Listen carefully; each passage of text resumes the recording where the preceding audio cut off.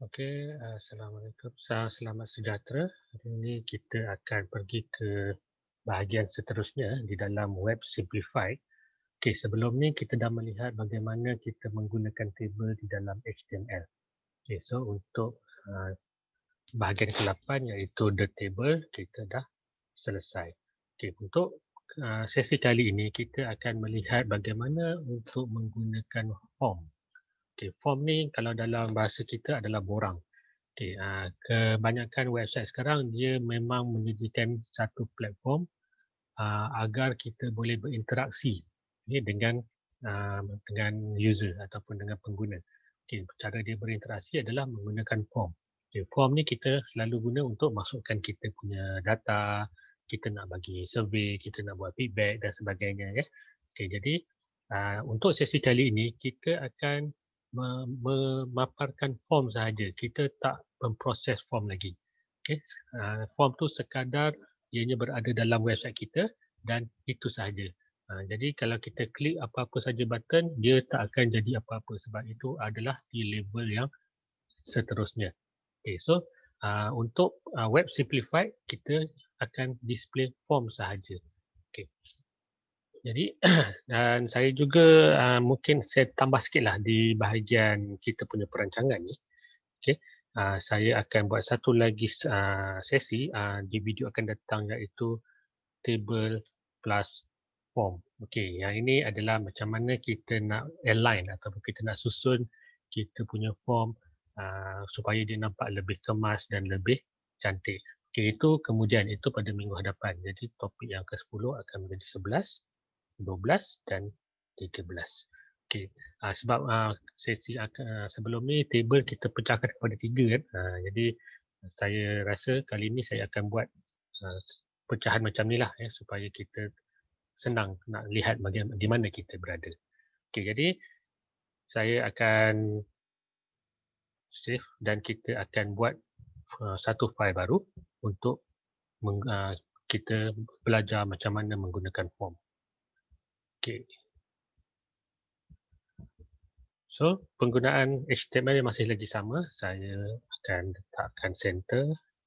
Okey, H1. Lepas tu penggunaan form. Okey, dan saya tutup dengan H1 dan juga saya tutup dengan center. Selepas tu saya akan letak baris baru iaitu HR. Okey, dan di sini saya akan mulakan dengan tag form. Okey, dan saya akan tutup dengan form. Okey, form seperti table sebelum ni, bila HTML dia baca tag form dan tutup form, dia akan mark, okey, ini adalah form. Ini adalah something yang akan digunakan untuk menghantar maklumat. Okey, cuma benda tu tak akan diproses lah, dia cuma reservekan sahaja. Okey. Jadi form ni dia ada banyak jenis. Okay, antara yang paling biasa kita gunakan adalah text box. Okay, text box adalah bagaimana kita nak meletak nama. Okay, kita senaraikan dulu. Okay, ini adalah text box. Okay. Okay, ini bila dia buat macam begini, saya akan ada satu perkataan lah. Okay, dan saya nak dia berada di baris baru, saya letak BR. Okey, dan di sini saya akan ada, okey, ini adalah kod untuk kita letakkan text box. Okey, input type text. Okey, dan tutup. Okey. Okey, apakah yang dimasukkan dengan input type text? Okey, yang atas ni macam biasalah, ini adalah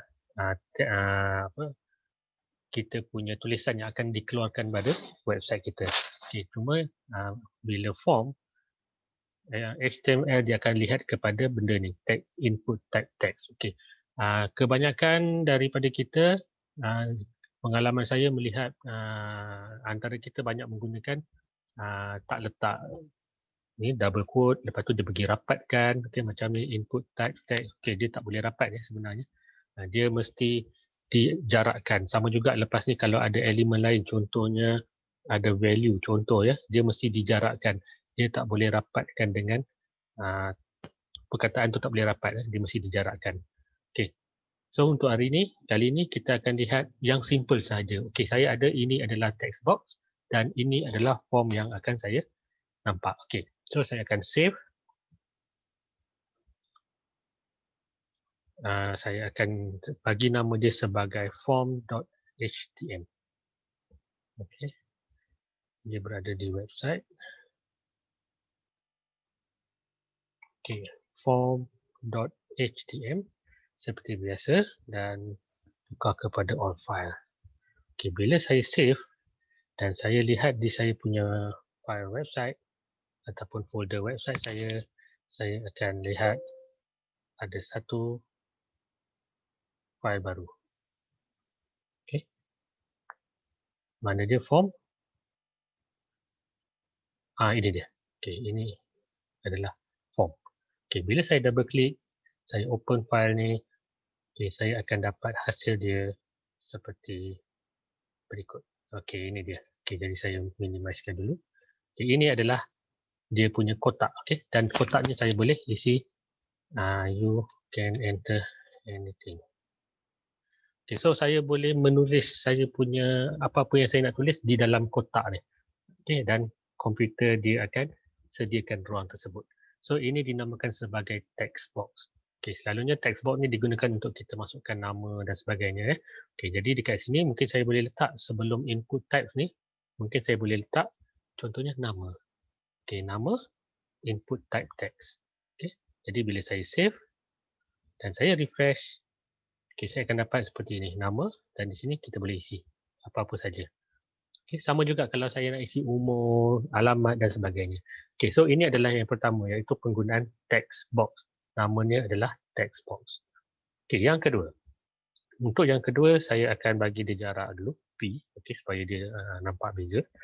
Okay, dan saya akan letakkan satu lagi command, iaitu ini adalah text area. Okay, apakah beza text area dengan text box? Okay, text area dia punya command dia adalah text area dan tutup, dan dia mesti ditutup juga dengan text area seperti ini. Okay, so bila saya save, okay, dia tak ada type apa semua macam ni. Kita ada input type text, tetapi untuk text area dia cuma letak text area dan tutup text area. Okay, so, seperti yang kita guna untuk center, H1 dan form, table dan sebagainya. Okay, so bila saya refresh, saya akan dapat, okay, ini dia. Ini adalah text area, dan kalau kita perhatikan, dia punya size adalah besar sikit. Okay, text area ni biasanya kita gunakan untuk memo, untuk alamat yang memerlukan kita type panjang-panjang. Okay, so kalau saya nak isi something, saya boleh isi di sini lah. Okay, isi di sini. Okay, dan untuk kalau text box, saya boleh letak satu command lagi, value, right here. Okay, so value ni maksudnya kita dah boleh set awal-awal apa yang akan ditulis di dalam tu. Okay, saya save dulu. Dan saya refresh. Okay, so dekat sini. Dia dah di value ni menandakan kita boleh set dulu apa yang kita nak letak di dalam text box. Sama juga macam text area. Okay, isi di sini, dah ada di sini. Okay, cuma cara pengisian dia lain lah. Dia tak menggunakan value. Sebaliknya isi di sini ni saya letak di antara text area dan tutup text area. Okay, dan saya boleh adjust lah text area ni nak bagi dia size besar mana. Okay, tapi yang tu kemudian lah. Ini saya tunjuk yang basic sahaja. Okay.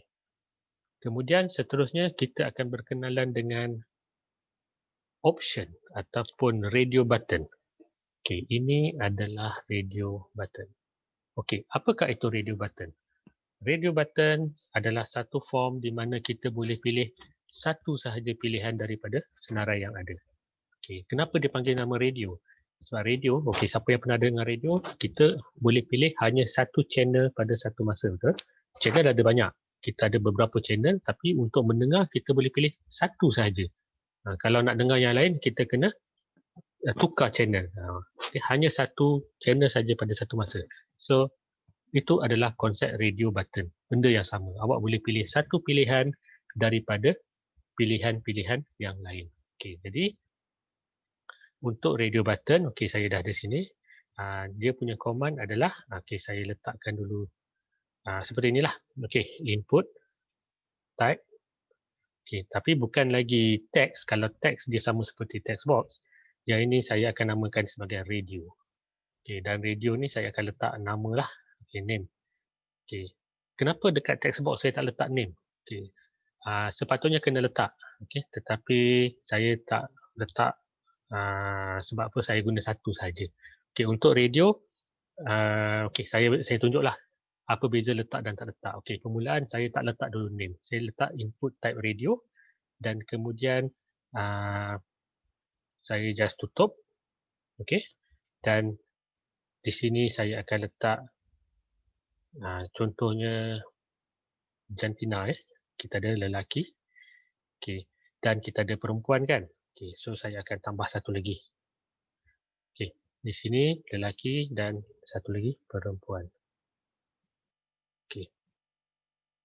So saya untuk membolehkan kita berinteraksi, saya akan tambah sikitlah jantina di sini. Dan di sini saya akan letak BR sekali lagi supaya saya boleh nampak dia punya hasil dia. So saya save. Saya save form dan saya refresh. So dekat sini awak boleh nampak ini adalah radio button. Ini jantina dan ini lelaki dan perempuan. So kalau saya klik lelaki dan saya klik perempuan. Ini yang berlaku. Tadi saya katakan radio button dia boleh pilih satu saja. Tapi kenapa dua? Kenapa dekat sini dia dua? Sebabnya saya cuma letak input type radio saja. Saya tak spesifik ini untuk apa. Jadi untuk membolehkan benda ni berfungsi, takkan jantina kita ada lelaki dan perempuan kan? Jantina hanya satu. Jadi kita kena modify sedikit kod ni. Iaitu saya letakkan nama. Ini yang saya nak buat tadi, permulaan tadi, nama. Name adalah saya letakkan sebagai gender ataupun jantina. Gender. Kalau tak nampak besar sikit. Sama juga untuk perempuan, saya letak nama yang sama. Gender. So bila saya ada macam ini, saya boleh save dan saya boleh refresh balik. So sekarang ni bila saya klik lelaki, saya klik perempuan, lihat dia boleh pilih satu sahaja. Dia tak boleh pilih dua-dua macam tadi. Sebab tu nama ni penting. Kalau dalam radio button, nama sangat penting. Untuk text box, dia optional. Nak letak boleh, tak letak boleh. Tapi digalakkan letaklah. Tetapi untuk radio memang mesti kena letak. Dia bukannya optional, mesti letak. Cuma saya lebih suka, ada setengah orang dia suka macam ni, lelaki dan perempuan sebaris. Kalau anda suka dia berasingan, maka anda boleh buat letak berasingan lah. So dekat selepas lelaki ni akan ada BR. Akan ada BR dan diikuti dengan yang perempuan berada di bawah dia. So kalau saya save dan saya refresh, saya akan dapat macam ini. Ini adalah penggunaan BR ataupun P. Ini tak ada masalah. Saya dah ada radio button, saya dah ada text area dan saya dah ada text box. Seterusnya. Saya gunakan P dulu. Dia ada satu lagi command yang mana kita menggunakan checkbox. Checkbox ni saya buat dulu. Ini adalah checkbox. Apakah itu checkbox? Checkbox ni adalah satu kotak yang kita boleh tick. Dan apakah beza dia dengan radio button? Beza ni adalah radio button ni kita boleh pilih satu saja pilihan. Satu saja pilihan. Manakala untuk checkbox kita boleh pilih lebih daripada satu. So macam mana tu? So kita buat macam ini. Saya mulakan dengan katakan apa yang kita boleh pilih lebih daripada satu. Mungkin kita boleh pilih buah-buahan, contoh buah-buahan. Ataupun tak naklah, untuk term kita saya gunakan subjek lah. Mungkin kita boleh type macam ini. Subjek pilihan anda. Letak BR dan di sini untuk dia punya checkbox, input dia adalah sama. Masih lagi menggunakan input type, tetapi kali ini bukan lagi radio, sebaliknya checkbox. Dan of course kena ada nama juga. Name sama dengan mungkin subjek. Okey, dan apa yang kita akan letak di sini, okey, biar saya bagi panjang sikit. Apa yang akan saya letak sini, letaklah subjek. Mungkin subjek web. Web simplified contoh. Okey, lepas tu saya mungkin dalam satu semester mungkin saya boleh ambil banyak subjek kan. Mungkin standard je 5 subjek kan. Okey, saya letaklah saya letak 5 subjek. Okey, so nama sama, checkbox sama, tetapi yang belah luar ni saya tukar. Okey, mungkin saya ada database, mungkin saya ada programming, mungkin saya ada English, dan mungkin last sekali saya ada mathematics contoh. Okey, so saya ada 5 subjek, ada 5 input, 5 checkbox dan ada 5 subjek. Okey, bila dan satu lagi, okey saya terlupa. Kalau kita tak letak BR, okey, apa jadi adalah dia akan jadi, tetapi awak akan nampak senarai ni panjang macam ni. Okay, web simplified, database. Okey, di sini kalau saya klik, saya boleh pilih lebih daripada satu. So ini memang fungsi checkbox, iaitu anda boleh pilih lebih daripada satu. Kalau tak nak, untick balik. Okey. Okey, cuma saya macam dia bergantung kepada orang. Ada orang suka satu baris macam ini, tapi kalau macam saya lagi suka kekemasan. Jadi saya akan letak BR di penghujung. Tak kisah penghujung atau permulaan, tak ada masalah. Okey, saya akan letak BR ni di penghujung dan bila saya save dan saya refresh, saya akan dapat seperti ini. Okey, ini bergantung kepada individu lah, sebab saya suka dia tersusun macam ni. Okey, so saya boleh anjakkan sikit lah. Okey.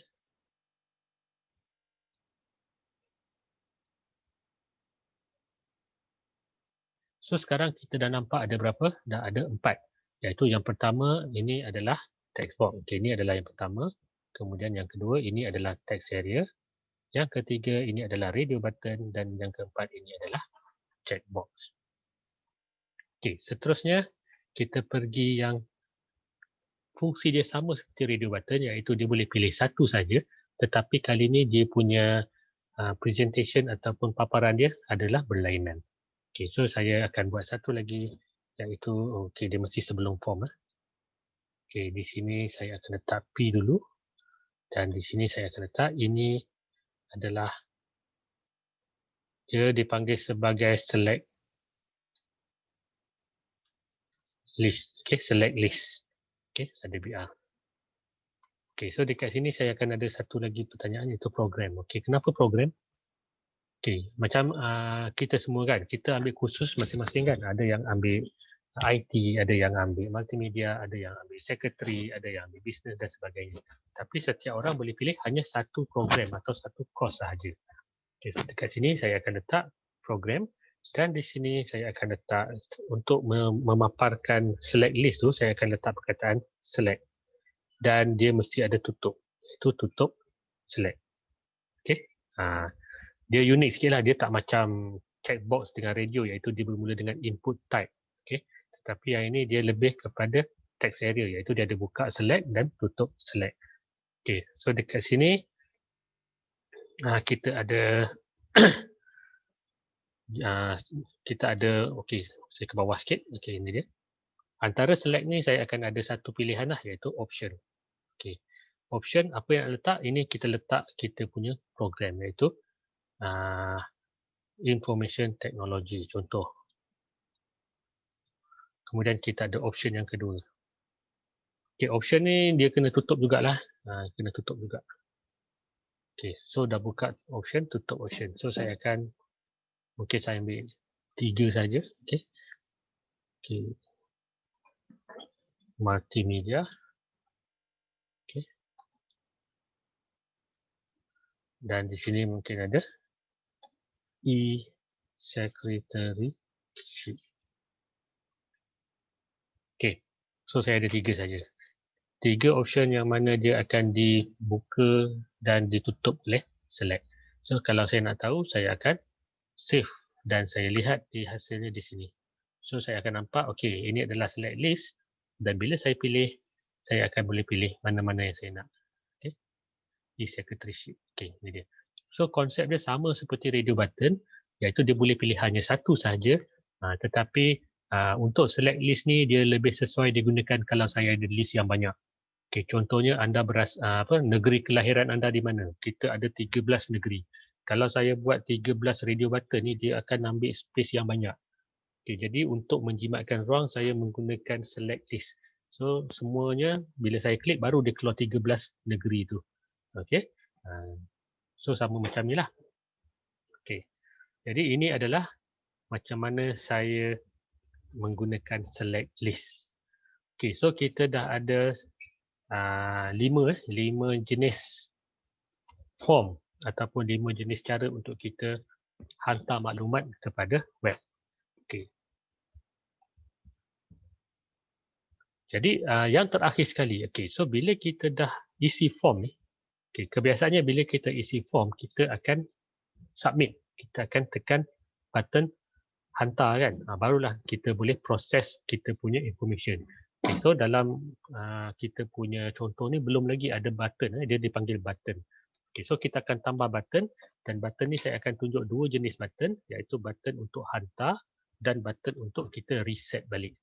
Okey, cuma saya dah bagi tahu awal tadi, untuk hantar kita tak boleh nak buat apa-apa sebab itu adalah level yang lain, itu level tinggi. Sekarang ni form kita dia boleh memaparkan apa yang ada seperti yang tertera ni dan ada button. Okey, lebih kepada user interface sahaja. Okey. Jadi untuk menambah button, okey, saya akan buat P juga untuk kita asingkan dia. Okey, untuk button saya perlu letak input type. Okey. Okey, saya bagi ke atas sikit supaya kita nampak. Okey, input type kali ni saya akan letak dia button.